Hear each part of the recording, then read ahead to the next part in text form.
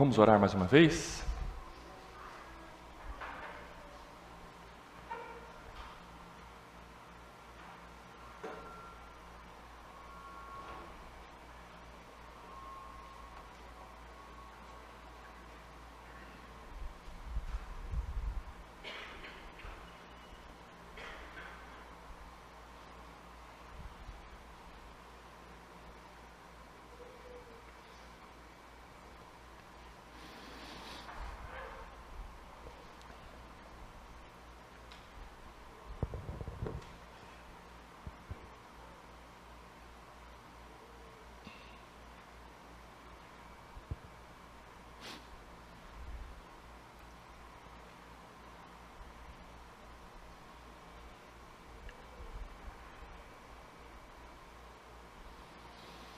Oh, Pai, nós pedimos mais uma vez que o Senhor nos conduza numa adoração verdadeira, sincera, santa, um temor, Senhor, na Tua presença.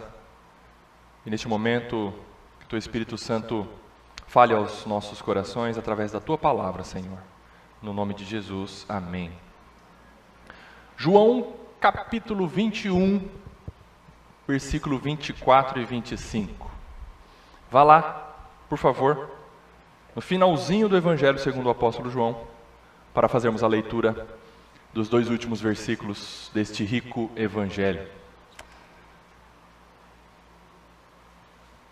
Este é o discípulo que dá testemunho a respeito destas coisas e que as escreveu. E sabemos que o seu testemunho é verdadeiro. Há, porém, ainda muitas outras coisas que Jesus fez. Se todas elas fossem relatadas uma por uma, creio eu que nem no mundo inteiro caberiam os livros que seriam escritos. Que encerramento maravilhoso. Pela graça de Deus, nós passamos mais de 4 anos expondo verso a verso neste Evangelho, e nos encontramos agora nos últimos versículos do último capítulo, e o arremate aqui do apóstolo João, como que o fechamento das cortinas não poderia ser mais encantador como este encerramento. Porque João, ao findar a sua escrita, ele sela o fechamento deste evangelho, ressaltando 2 princípios fundamentais para a igreja, sobre os quais a igreja fica de pé ou ela cai. Esses 2 princípios fundamentais baseiam a igreja de Cristo. Se faltar um, a igreja cai. Se faltar o outro, a igreja cai. São eles: primeiro, a Bíblia é a verdade inerrante. Isso nós encontramos no versículo 24. E o segundo princípio, a Bíblia revela Jesus, que é Deus. Se faltar o entendimento da inerrância das Escrituras, não há igreja que se fundamente. Se faltar o entendimento de que Cristo Jesus é Deus, a igreja que professa que Jesus não é Deus é falsa. Vamos então ao primeiro princípio. A Bíblia é a verdade inerrante, versículo 24.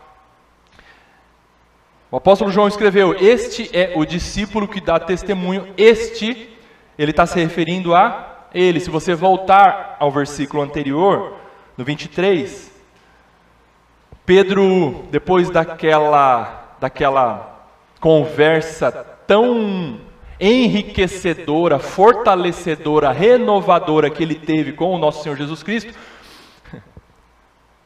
Pedro, depois daquela conversa, ele não se tornou perfeito. Passou um pouquinho, ele se sentiu fortalecido pelo Senhor, reanimado pelo Senhor, e agora ele falou: o Senhor me deu uma incumbência de cuidar das ovelhas do Senhor. Aí de repente ele chega para o Senhor e fala: Senhor, e esse outro discípulo aí? João, o que vai ser dele? Aí Jesus fala para ele: com relação a este outro, o que você tem a ver? O que você quer saber?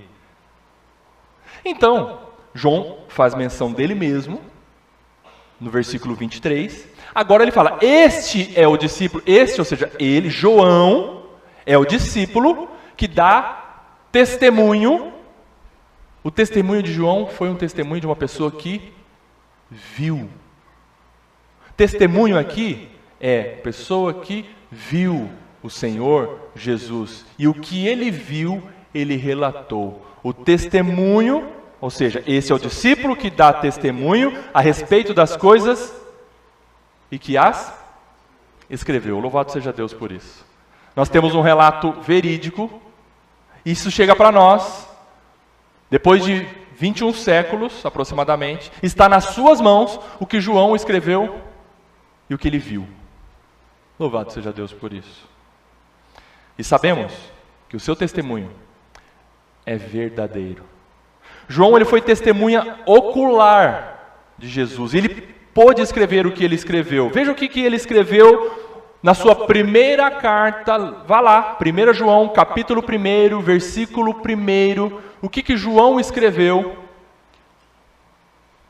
1 João, capítulo 1, versículo 1. Ele já começa assim a sua primeira carta. O que era desde o princípio, desde o começo, daquilo que a gente passou a escrever, o que era desde o início, o que temos ouvido, ele ouviu. O que temos visto com os nossos próprios olhos, ele viu. O que temos, ou que contemplamos, ele somente não viu de relance, mas ele ficou assim no Senhor, ó, com aquele olhão esbugalhado.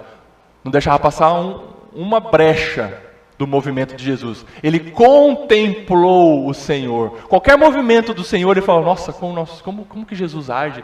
Como que Jesus faz? Olha o que ele fez. Qualquer movimento, ele contemplava. O que contemplamos?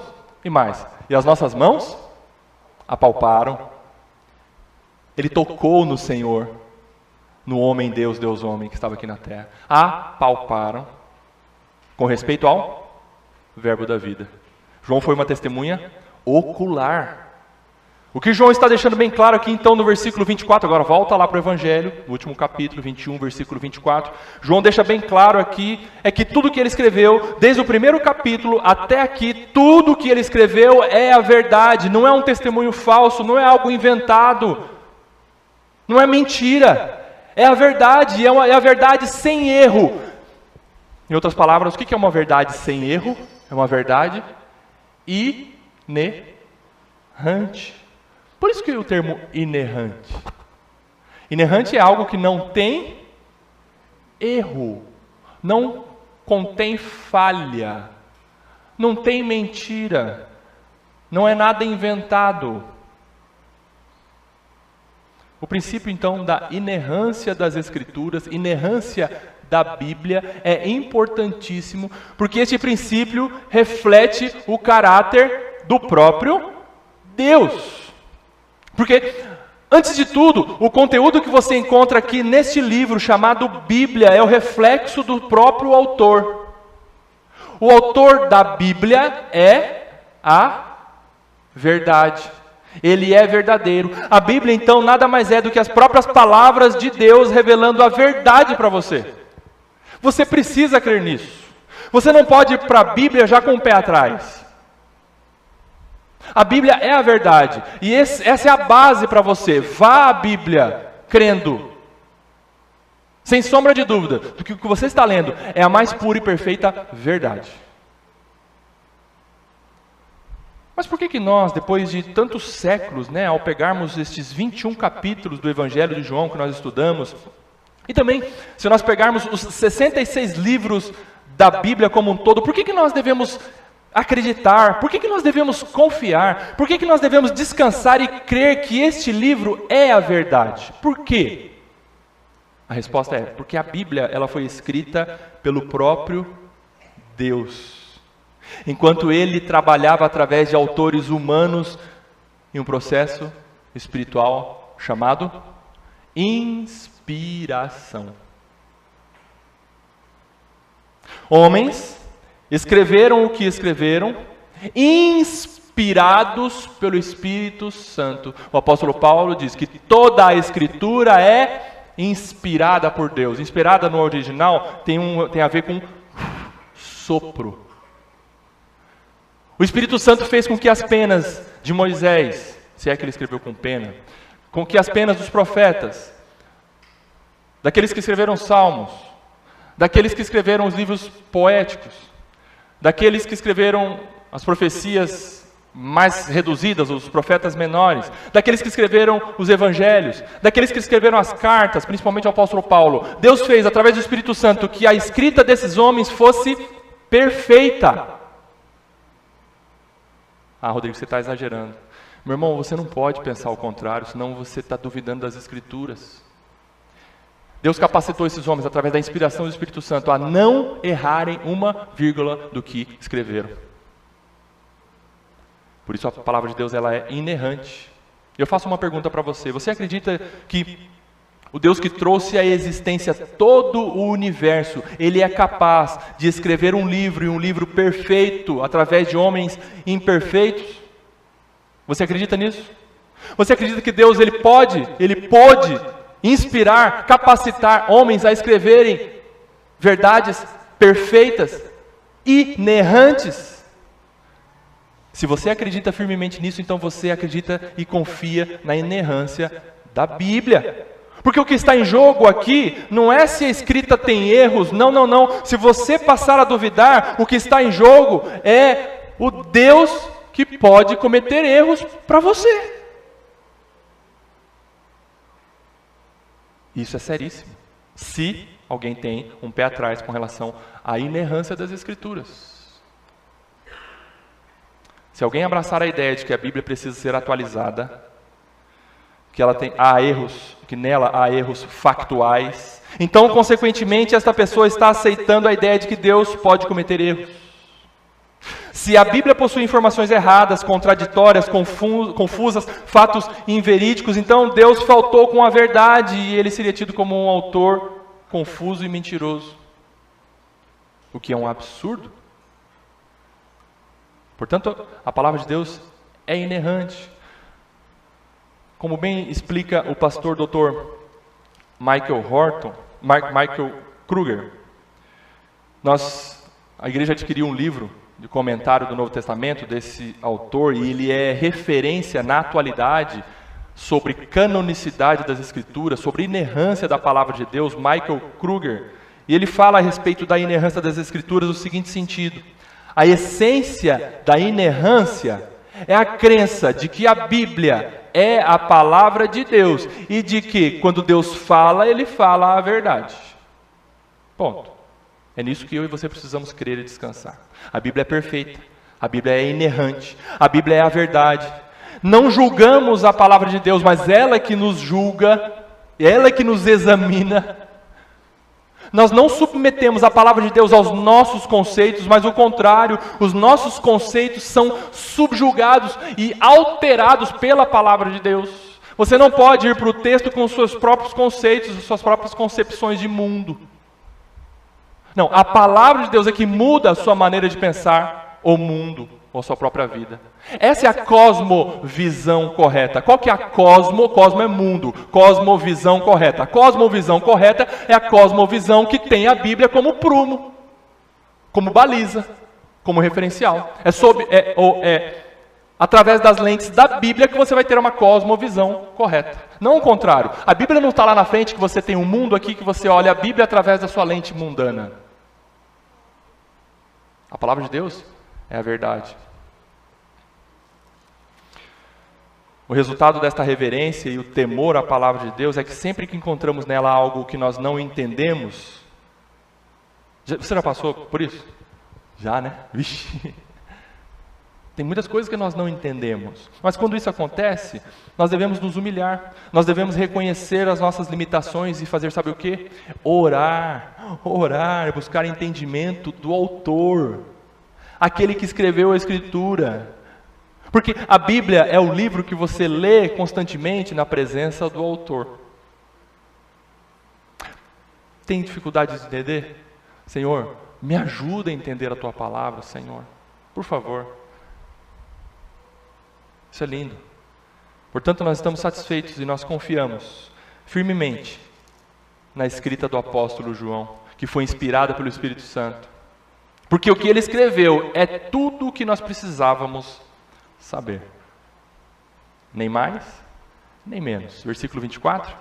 Este é o discípulo que dá testemunho a respeito destas coisas e que as escreveu. E sabemos que o seu testemunho é verdadeiro. E ponto final. Nós não duvidamos disso. E sobre quem João escreveu? Sobre quem João testemunhou e relatou? Ele escreveu sobre Jesus Cristo. Ele já havia resumido o propósito desse evangelho. Vá lá, capítulo 20, versículo 30 e 31. Capítulo 20, versículo 30 e 31. João, ele deixa claro para os seus leitores qual foi o propósito de ter escrito este evangelho. Versículo 30 e 31 do 20. Na verdade, fez Jesus diante dos discípulos muitos outros sinais que não estão escritos neste livro.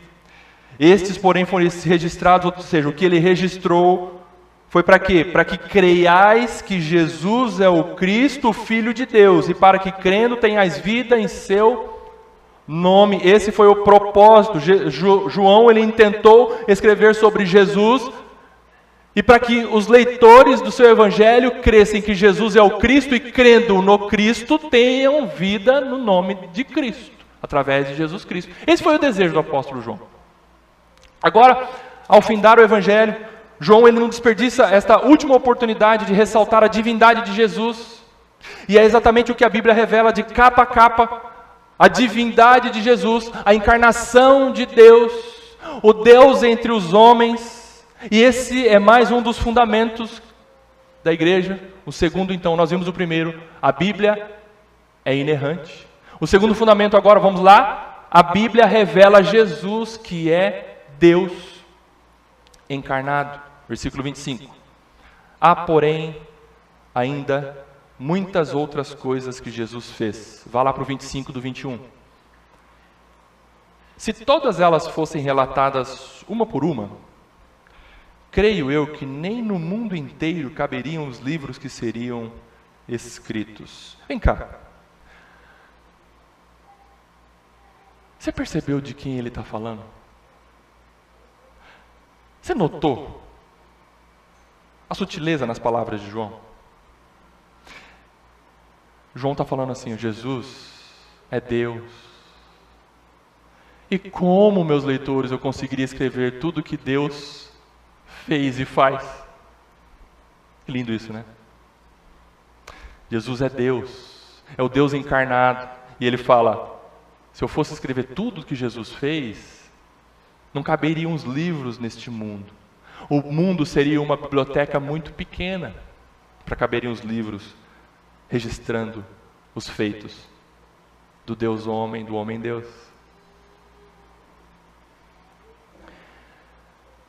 No século XIII, finalzinho do século XIII, início do século XIV, 1300 e alguma coisa, início do século XIV, houve um navegador, um desbravador italiano chamado Marco Polo. Vocês já ouviram falar? As crianças gostam muito desse nome quando estão brincando na piscina, né? Vamos lá? Marco Polo, Júlio, muito bem. Marco Polo. E ele viajou para o Extremo Oriente. Ele foi lá para a China, para a Ásia, para a região, na época chamava a região dos mongols, ou na Mongólia, Extremo Oriente, mas ele ficou bastante tempo na China. Ele viajou para lá e, ao retornar para a Itália, ele passou praticamente o resto da sua vida contando para as pessoas, escrevendo artigos sobre as maravilhas que ele viu lá na China, lá no Extremo Oriente. Ele ficou maravilhado e ele passou a contar para as pessoas e a escrever artigos sobre o que ele viu lá na China. Mas as pessoas ridicularizavam e zombavam dele. A maioria não acreditava nele. Tanto que ele foi condenado pela Igreja Católica Italiana como mentiroso, porque ele foi tido como quem falava e escrevia coisas da sua própria imaginação. E ele foi declarado, nesse julgamento da Igreja Católica, como alguém que falava contos selvagens. Marco Polo. E já quase para morrer, com 70 anos de idade, deitado numa cama, padres foram até ele e o conjuraram para que ele confessasse essas mentiras, para que ele declarasse: tudo que eu falei é mentira, para que Marco Polo pudesse receber os seus últimos direitos como um católico romano, para poder ser despachado a Deus. E diz a história que Marco Polo se recusou a dizer que o que ele havia contado era mentira, e ele completou no seu leito de morte, diante de um colegiado de padres que estavam ali para encomendá-lo a Deus: eu não contei nem a metade do que vi.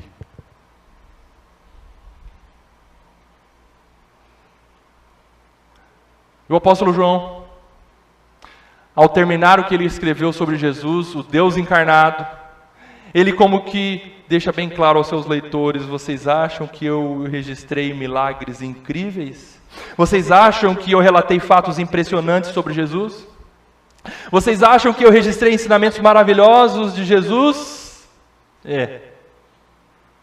Eu quase não escrevi nada sobre Jesus. É que eu não tive escolha, diz João para nós. Ele é infinito. Ele é maior do que tudo. Eu não consegui escrever tudo sobre Jesus. É o que ele relata no versículo 25, encerrando o seu evangelho. O teólogo Dr. Carson, ele explica esta declaração de João nas seguintes palavras: se todos os feitos de Jesus fossem descritos, o mundo seria de fato uma biblioteca muito pequena e inadequada.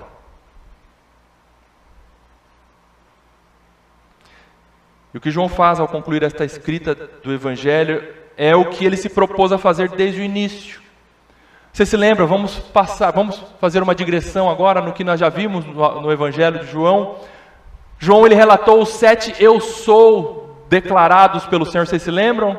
7 eu sou o pão da vida, eu sou a porta, eu sou o caminho, a verdade e a vida, eu sou a ressurreição. 7 eu sou declarado pelo nosso Senhor. João também declarou 7 sinais, 7 milagres realizados pelo Senhor. João também relatou os ensinos do Senhor durante a sua última semana antes da crucificação, do capítulo 13 até o capítulo 17, início do 18. Todo esse compilado de escrita passa em torno de uma semana na vida do nosso Senhor. E João relatou tudo isso, o que Jesus falou e como Jesus se comportou antes da sua crucificação, na sua morte, na sua ressurreição. O que João, ao arrematar a sua escrita agora, então deixa bem claro, é que Jesus é o Filho de Deus, o Deus encarnado. Não tem como relatar tudo sobre Jesus. Louvado seja Deus. E onde você encontra na Bíblia muita clareza sobre a divindade de Jesus? João, capítulo 1, versículo 1. Vamos começar a exposição do Evangelho de João? Vamos lá. João, capítulo 1, versículo 1.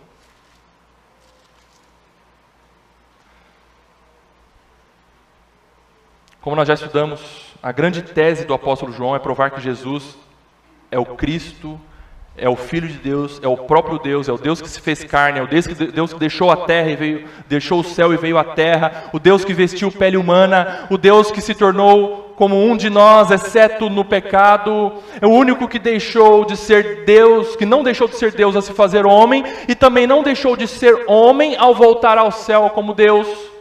Há no céu hoje um homem como você e eu, glorificado sim, mas há um de nós com o corpo glorificado junto a Deus Pai. De pronto então, João, sem rodeios, ele inicia a escrita do seu evangelho no seguinte sentido: no princípio era o verbo. João usa esse termo verbo no grego logos. No português tem outro sinônimo também, não somente verbo, mas palavra. Acho que tem traduções que usa, no princípio era a palavra, verbo, do original grego, logos. E, sem sombra de dúvida, esse termo logos, João se refere a Jesus Cristo. E por que ele usa o termo verbo, ou o termo palavra? João, ele usa esse termo porque tinha uma relevância para os seus leitores. Como nós vimos lá na introdução ao Evangelho segundo o apóstolo João, ele escreveu para os seguintes destinatários. Quem leria a carta de João lá no primeiro século, por volta do ano 80, 90? Pegaria lá quem tinha, quem sabe, com um cheirinho da tinta da pena de João. Quem leria? Judeus convertidos ao cristianismo e gentios, principalmente gregos. A escrita do apóstolo João foi para judeus e gentios. Então, para a tradição judaica, na narração do Antigo Testamento, os judeus tinham essa palavra logos como algo fortíssimo para eles. Eles criam que a palavra logos, ou a palavra declarada por Deus, é divina como Deus. Os judeus. João, então, ele utiliza esse termo logos e personifica em Jesus Cristo. Para os judeus, o termo logos, ou a palavra, o verbo, é divino como Deus. Para os gentios, principalmente para os gregos, o termo logos, ele era usado para se referir ao supremo criador e sustentador da criação. Um ser que os gregos, os gentios, não conheciam, mas eles usavam a palavra logos para falar alguém ou um ser superior, divino, que eles não conheciam, criou todas as coisas por meio da sua palavra. Os gregos usavam o termo logos como se fosse um ser que fez conhecido todas as coisas através de sua palavra. Bom, então, João sabiamente, ele utiliza esse termo logos para mostrar, tanto para judeus quanto para gentios, que Jesus é a autorrevelação definitiva de Deus. Ele, Jesus, o logos de Deus, é o agente de Deus, é a atividade de Deus na criação e na sustentação de todas as coisas. Por isso que ele usa esse termo logos, ou palavra, ou verbo. Agora, superando essa questão do termo verbo, nós vamos pensar juntos agora o que João está fazendo com a comparação do Gênesis 1:1 com João 1:1. Vocês se lembram, quem sabe de cor, Gênesis 1:1. No princípio, criou Deus todas as coisas, os céus e a terra. Versículo 1 de João 1. No princípio, era o Verbo. Há semelhança? Muita. Mas aqui, em João 1:1, o tempo verbal do verbo ser, agora nós estamos falando da palavra foi, ou ser, na verdade, o verbo ser, o tempo é pretérito imperfeito. Aqui João usa no princípio, era o verbo. Se fosse o verbo ser no pretérito perfeito, seria no princípio, foi o verbo. Mas não, João usa o verbo ser no pretérito imperfeito. No princípio, era o verbo. O que ele está querendo dizer, em outras palavras? No princípio, o Filho, o Verbo, Jesus, o Cristo de Deus, já existia. No princípio de todas as coisas, era o Verbo. Ele já estava presente, ele já existia. Quando tudo teve um início, o Verbo já existia. E quando que foi o princípio? Quando Deus criou todas as coisas. Antes do princípio, só Deus existia. Não havia céu, não havia terra, não havia estrelas, não havia anjos, não havia seres vivos, nada havia. Antes do princípio, só Deus existia. O Pai, o Filho e o Espírito Santo. No princípio, era o Verbo. Portanto, João está querendo mostrar para os seus leitores que Jesus Cristo, ele existia antes do começo. Isso significa que Jesus Cristo é eterno. E eternidade é um atributo que nós vimos com as mulheres na última reunião de mulheres. A eternidade é um atributo somente divino. Nós não somos eternos. Porque ainda que não tenhamos fim de dia no sentido de vivermos eternamente com o Senhor, mas nós temos início de dia. Deus é o ser perfeitamente eterno, ou seja, ele é incriado, ele não tem início nem fim de dias. E João está querendo mostrar para os seus leitores que o Verbo, Cristo, o Filho de Deus, é eterno. E as crianças perguntam para nós, quem criou Deus? Você já foi encurralado na parede com essa pergunta? Quem criou Deus? E a nossa resposta, papai, mamãe, professores da sala das crianças, não pode ser outra a não ser ninguém. Não tente inventar uma outra coisa, então tentar explicar. Ninguém criou Deus. Ele é o Criador. Tudo mais passou a existir através dele.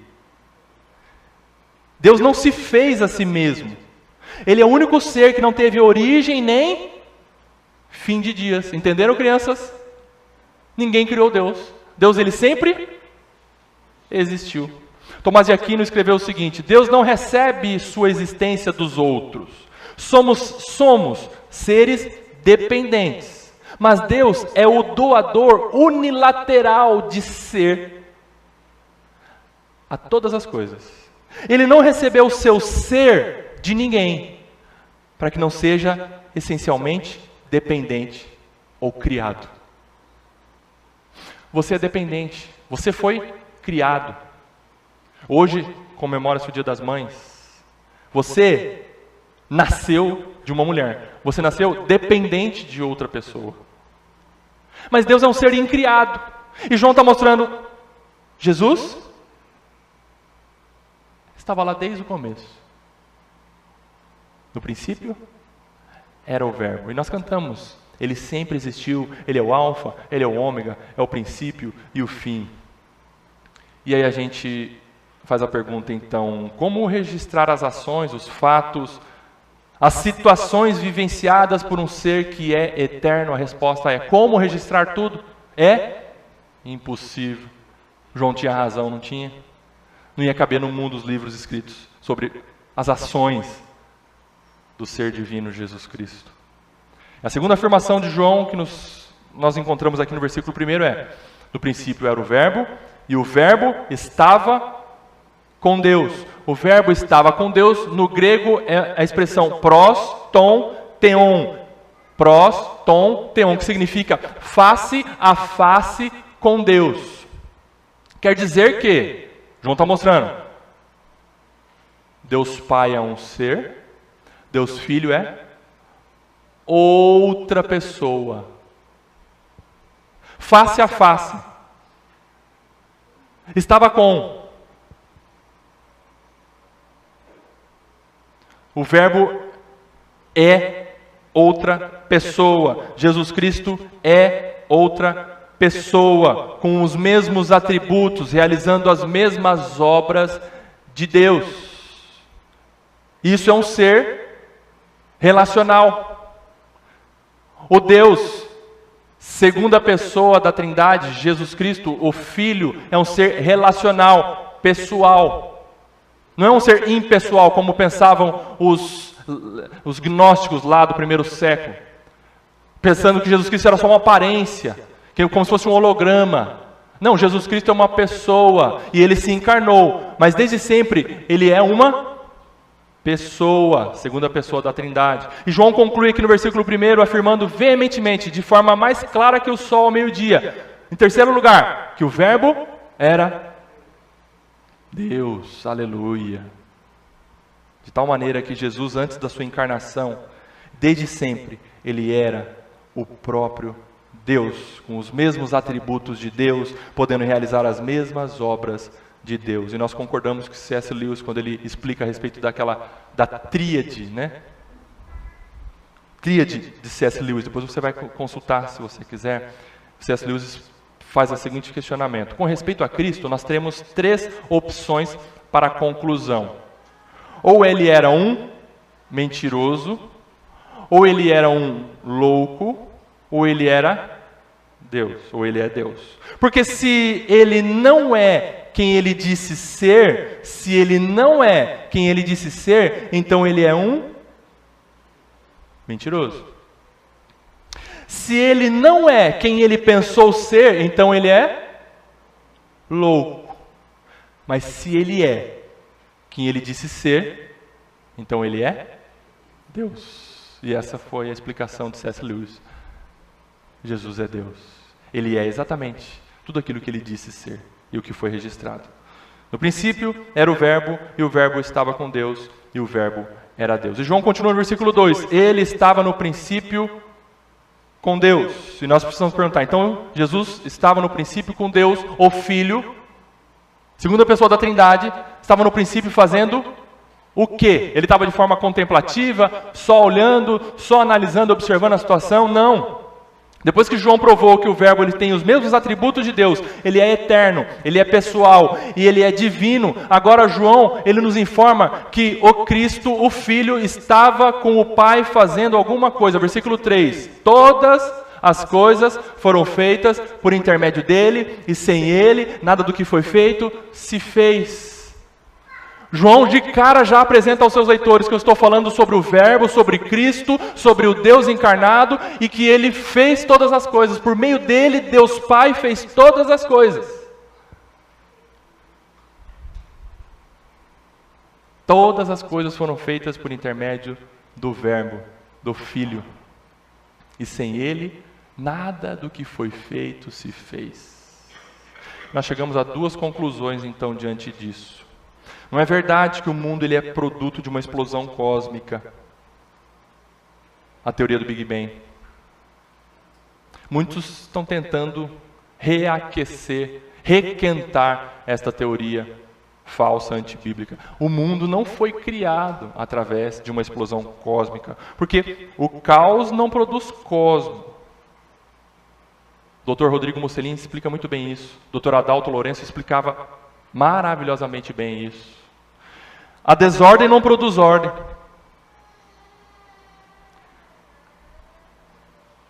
O desorganizado não tende ao organizado. Como se, através de uma explosão, tudo viesse a ser perfeitamente ajustado. Então, para quem acredita nisso, Rodrigo Eberlin, falei Rodrigo Mussolini, mas é Rodrigo Eberlin, fala muito bem sobre isso, o cientista, nosso irmão. Se alguém acredita na teoria do Big Bang, pegue o quarto desorganizado do seu filho adolescente e jogue uma bomba lá dentro. Depois da explosão, o que vai acontecer? Ele vai se organizar totalmente. Com toda aquela ordem. Com as meias no lugar, com os calçados no lugar. O professor doutor Adalto Lourenço, quando ele dava aula sobre isso, sobre a criação, sobre o criacionismo, ele explicava que para nós queremos acreditar que o mundo é objeto de uma explosão cósmica, ele falou assim, então tudo bem. Então já que todas as coisas do universo foram criadas através de uma explosão, vamos pensar que um caminhão ele estivesse andando numa rua, e dentro da carroceria, tinha lá pacotes de trigo, pacotes de Toddy, Nescau, ou o que você preferir. Açúcar, fermento, ovos, leite, tudo dentro da capota lá da carroceria do caminhão. E o caminhão está caminhando, está andando. E de repente esse caminhão perde a direção e capota. E vai girando. E todos aqueles ingredientes vão se misturando ali na carroceria. E de repente, no final da última capotagem, ele pega fogo. E depois de pegar fogo, abre-se a tampa lá de trás da carroceria e você encontra um lindo bolo de chocolate gigante. Pastor Adalto Lourenço fala, é mais fácil acreditar que isso possa acontecer do que acreditar que o mundo perfeito, esse mundo tão bem organizado, possa ser fruto de uma explosão cósmica. É como se nós pegássemos bilhões de letras, jogássemos para cima e essas letras caíssem organizadamente, de tal forma que as letras caindo, elas formassem palavras, frases, sentenças, capítulos, livro de uma enciclopédia. Portanto, o mundo foi criado por Deus, por intermédio do Filho. A força, a atividade, o verbo. Qual foi uma palavra muito marcante que Moisés usou lá no relato do Gênesis? Qual foi uma palavra que Moisés usou? haja. Como que Deus criou as coisas? Fazendo? Não. Falando. Você já parou para pensar nisso? Ali era a palavra, o haja de Deus, o verbo em ação. No princípio, ele estava fazendo todas as coisas. Primeiro, não é verdade que o mundo é produto de uma explosão cósmica. Segundo, o mundo ele não gerou a si mesmo. A ideia da geração espontânea também é um erro. O mundo foi criado através de uma sabedoria inigualável.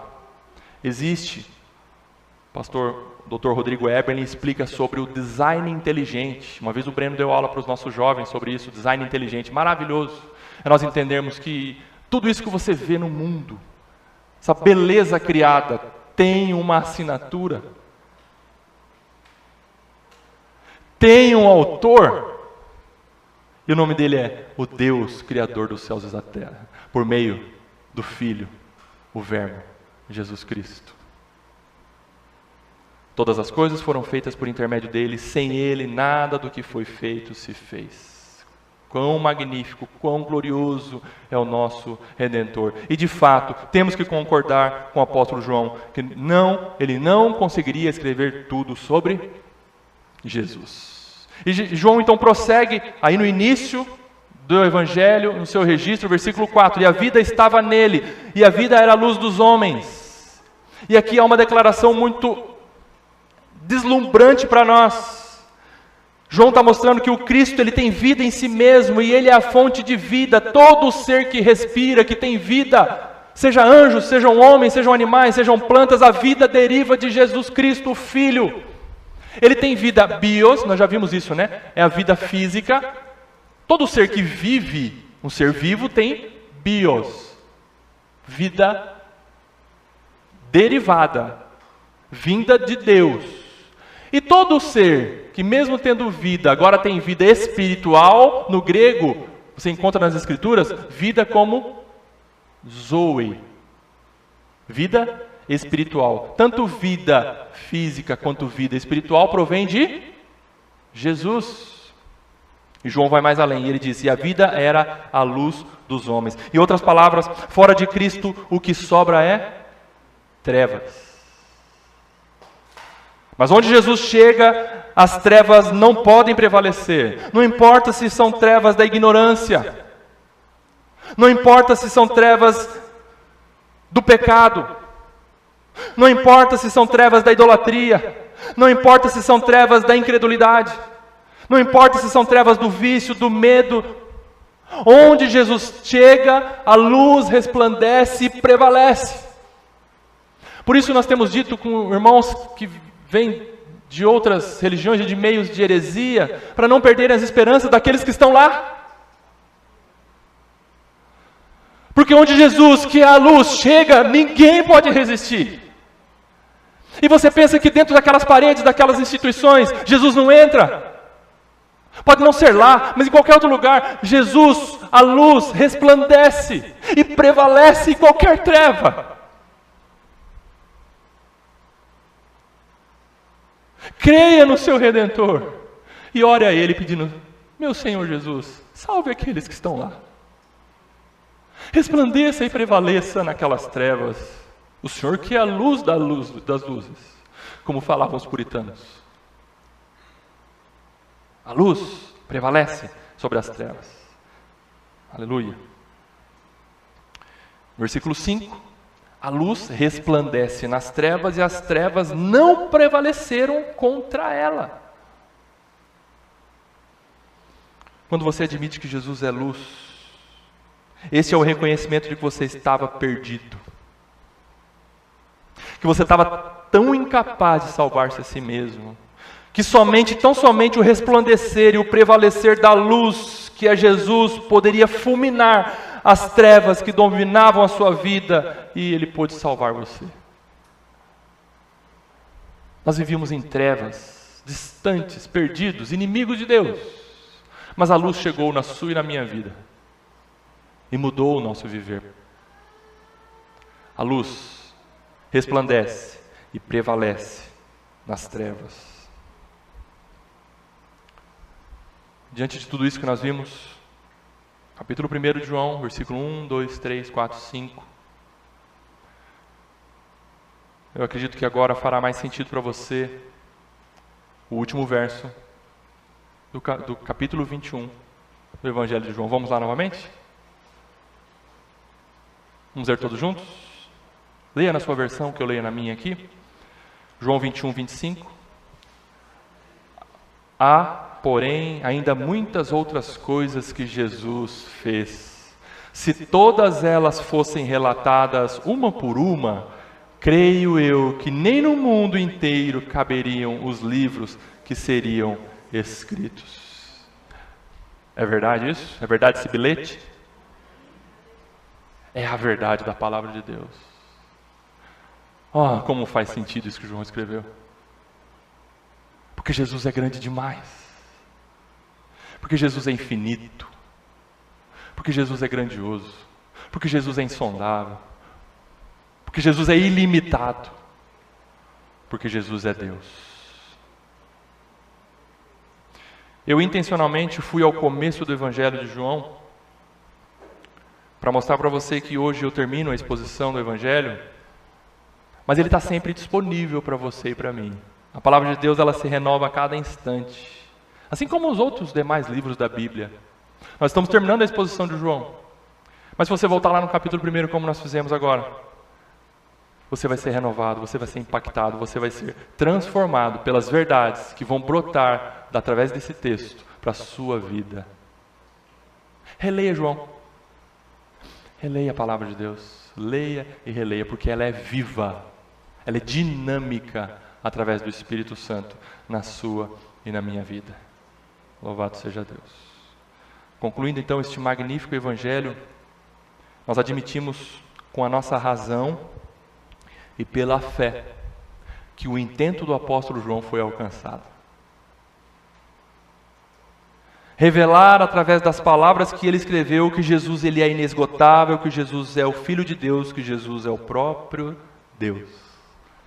Aleluia. Quão elevado, quão sublime é o nosso Redentor. Aquele que se faz conhecido através da Bíblia. Por isso que os dois fundamentos de hoje, que João encerra sua escrita, é falar que a palavra de Deus, a revelação de Deus inspirada, escrita, é a verdade, e que através dessa verdade inerrante você vê Cristo.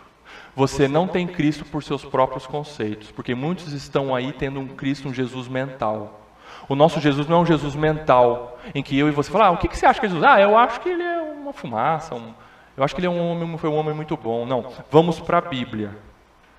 É o Jesus bíblico que eu e você devemos crer. Ele é o nosso Senhor. Nós saímos daqui rendidos, entregues e mais apaixonados por nosso Senhor Jesus Cristo.